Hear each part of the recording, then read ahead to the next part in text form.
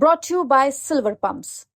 Top quality और consistent performance के लिए सिर्फ सिल्वर पंप्स नाम याद रखना। देश का अन्नदाता अगर चाहे तो इस मरुस्थल को भी हरा भरा बना सकता है, बशर्ते उसे नकली खाद ना मिले, बशर्ते उसे नकली बीज ना बने।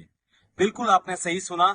अगर देश का अन्नदाता ये ठान ले कि उसे अपने आसपास के इलाके को हरा भरा बनाना है और भारत की कृषि अर्थव्यवस्था को और तेजी देनी है और मजबूत बनाना है, तो निश्चित रूप से किसान, देश का अन्नदाता ऐसा कर सकता है। परंतु इन दिनों राजस्थान की तस्वीर कुछ बदली हुई है। राजस्थान के कृषि मंत्री किरोड़ी लाल मीणा लगातार ऐसी फैक्ट्रियों पर छापेमारी कर रहे हैं जहां पर नकली बीज और नकली खाद बनाई जाती थी और वहां से किसानों को न केवल उनके लिए आर्थिक संकट की स्थिति बनाई जा रही थी, बल्कि देश की अर्थव्यवस्था को भी बड़ा नुकसान पहुंचाने की योजना चंद लोगों के द्वारा रची जा रही थी। दरअसल खेती एक ऐसा सिस्टम है जो घाटे का सौदा कहा जाता है, परंतु हमारे प्राचीन ग्रंथों में खेती को सर्वोत्तम कार्य भी बताया जाता है। इससे बेहतर कोई भी कार्य नहीं हो सकता। और उसी की तर्ज पर जब किसान इन वीरान बंजर इलाकों के भीतर अपनी फसल को लहलाता है, अपने परिवार का पेट पालता है, मंडियों में अन्न पहुंचाकर हम देशवासियों का पेट पालता है, तब कहीं न कहीं किसान के सामने वो चुनौतियां शुरू होती है जो कृषि मंत्री के किरोड़ी लाल मीणा ने जो छापेमारी की है उसमें नजर आती है। दरअसल व्यापक मात्रा में नकली खाद, नकली बीज तैयार किए जा रहे हैं। किसान और किसानों के संगठन कई वर्षों से इस तरह की शिकायतें सरकार से करते आ रहे हैं। कई बार तो किसानों के जत्थे ऐसी फैक्ट्रियों तक पहुंच जाते हैं, परंतु वहां पर फैक्ट्री मालिक की दबंगता के चलते, पुलिस के शोषण के चलते कोई मामला दर्ज नहीं होता और उल्टे किसानों को ही झूठा ठहरा दिया जाता है।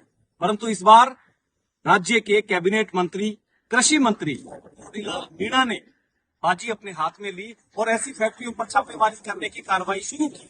और देखते ही देखते किसानों की बातें सच होने लगी, किसान संगठनों की बातें सच होने लगी। और जो बातें यदा कदा सुनने को मिलती थी कि फलानी फैक्ट्री में नकली बीज तैयार किया जा रहा है, कि फलानी फैक्ट्री में नकली खाद तैयार की जा रही है, तो लोग नहीं मानते थे।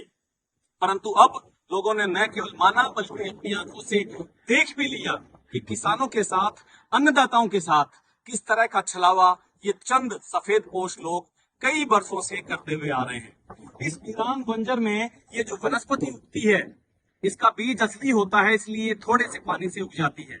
परंतु अगर इसी जगह किसान बुआई करे और उसे नकली बीज बोने के लिए मजबूर होना पड़े, तो यहाँ पर कुछ भी पैदा नहीं होगा। ऐसा ही कुछ किसान के खेत में भी हो रहा है।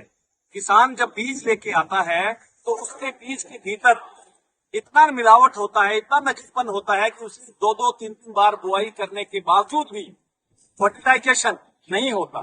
बाद में जब वो खाद लेकर आता है तो वहां पर मार्बल की टुकड़ियां गोल गोल आकार में बनाकर अलग अलग रंगों में डालकर खादें बनाई जाती है, तो उसके पौधों की बढ़ोतरी नहीं होती। और अंत में किसान अपनी कम फसल को लेकर जब मंडी में पहुंचता है, सरकार के आगे गुहार लगाता है कि उसे मुआवजा दिया जाए, उसकी खरीद एमएसपी जाए, तब बहुत से संगठन किसानों के विरोध में भी आ जाते हैं। इस बात पर गौर कोई नहीं करता कि किसानों को मिलने वाले साधन संसाधन, बीज, खाद, ये सब नकली है। और यही हुआ है किरोड़ी लाल मीणा की इस छापेमारी में। कहीं न कहीं आने वाले वक्त में किसानों के लिए ये जो छापेमारी है, ये फायदे का सौदा हो सकता है, बशर्ते इसे पूरी ईमानदारी से किया जाए। कुछ लोगों का ये कहना है कि ऐसे नकली बीज और खाद बनाने वाले लोगों पर देशद्रोह का मुकदमा दर्ज होना चाहिए, क्योंकि ये न केवल किसान के साथ छलावा कर रहे हैं, बल्कि देश की अर्थव्यवस्था के साथ धोखा कर रहे हैं। प्रधानमंत्री नरेंद्र मोदी चाहते हैं भारत विश्व की तीसरी बड़ी अर्थव्यवस्था वाला देश बने, विकसित राष्ट्र बने, परंतु जिसके बीज में मिलावट होगी, जिसकी खाद में मिलावट होगी, वो देश कितनी तरक्की कर सकता है, कितनी खुशहाली कर सकता है, उसका अंदाजा लगाया जा सकता है। उम्मीद है किरोड़ी लाल मीणा की इस छापेमारी के बाद कहीं न कहीं किसानों की जो पीड़ा थी उसे अब ऊंचे स्तर पर भी सुना जाएगा और ऐसे सफेद पोशों के नाम भी उजागर होंगे, उन्हें कानूनी सजा भी मिलेगी, कड़ी से कड़ी सजा भी मिलेगी। और यहाँ तक कि किसान संगठनों का ये मानना है कि उन पर देशद्रोह के तहत मामला दर्ज करके कानूनी कार्रवाई की जाए। किसान अब कृषि मंत्री किरोड़ी लाल मीणा को साधुवाद दे रहे हैं। हमारी तरफ से भी उनको साधुवाद। रवि बिश्नोई, श्री गंगानगर।